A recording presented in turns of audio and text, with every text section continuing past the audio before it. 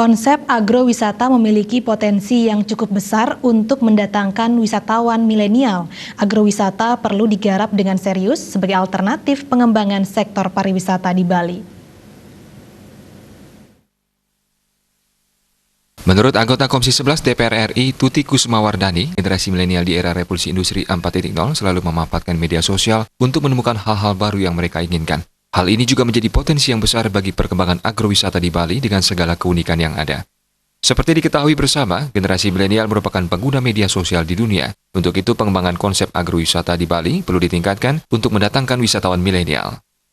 Generasi milenial yang lebih dikenal juga sebagai digital nation ini, di era industri 4.0, mereka itu selalu bergerak di sosial media.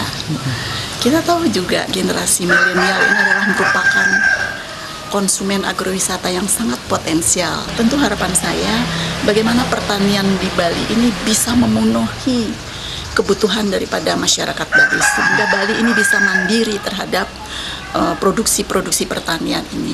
Kalau bisa, tentu sangat bijaksana untuk diekspor juga ke daerah timur, barangkali bisa ke daerah pariwisata di bagian timur seperti ke Lombok. Pihaknya juga sangat konsen terhadap pertanian di Bali, menambahkan masih banyak lahan pertanian di Bali yang memiliki potensi sangat besar untuk dikembangkan. Menurutnya, segala hal yang dibutuhkan oleh pariwisata perlu dikembangkan. Andika, Bali TV.